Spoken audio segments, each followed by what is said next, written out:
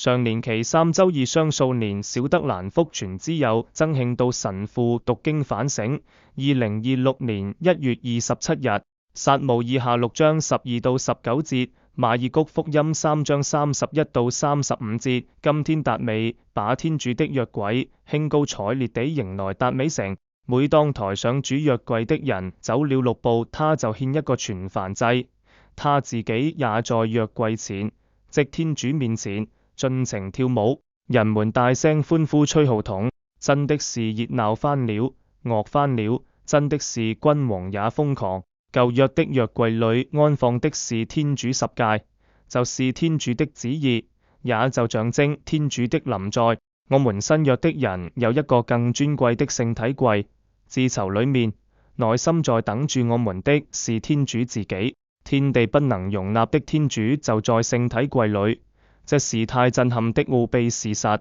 體認到這一點，我們怎能不在聖體櫃前跪拜、讚美？而聖體聖事、彌撒聖事也絕對不會是枯燥乏味的了。天主2000年前屈尊就卑變成人，神性隱藏在人性裏，看起來只是一個人，在聖體裏，天主的神性和人性都隱藏在麵酒形裏，看起來只是一小片麵包和酒水。教父們常常說，天主變成人是為使人成為神。在聖體聖事裏，天主給了受造的人成為神的方法，因為耶穌說：誰領受這體血，父和我會在他內，他將得到永生。我們領受耶穌的聖體聖血，會得到聖化、神化，這是我們無法完全明白的奧跡，卻是真實的，因為這是天主說的，天主有能力做到的。今天在福音裏，主耶穌說：誰聽從上主的旨意的，就是的兄弟、姊妹和母親，這也是我們得以神化的意思。而誰是最聽從上主旨意的人，就是那相信、領受聖體的人。彌撒中每次祝聖聖體聖血後，